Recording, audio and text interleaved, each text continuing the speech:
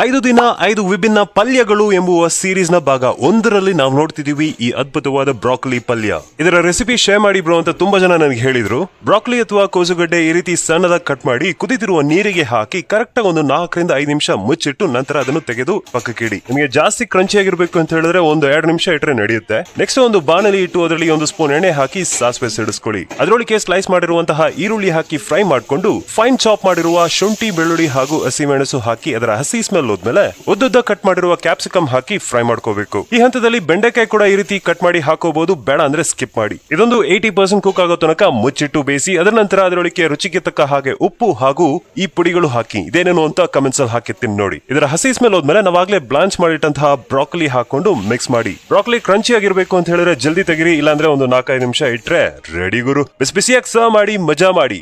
ಈಗಾಗಲೇ ನೀವು ನನ್ನ ಫಾಲೋ ಮಾಡ್ತಿಲ್ಲ ಎಂದರೆ ಜಲ್ದಿ ಫಾಲೋ ಮಾಡಿ. ಮುಂದಿನ ದಿನಗಳಲ್ಲಿ ಹಲವಾರು ವಿಭಿನ್ನ ರೆಸಿಪಿಗಳನ್ನು ನಿಮ್ಮ ಮುಂದೆ ತಂದು ಬಡಿಸ್ತಾ ಇರ್ತೀನಿ. Thank you.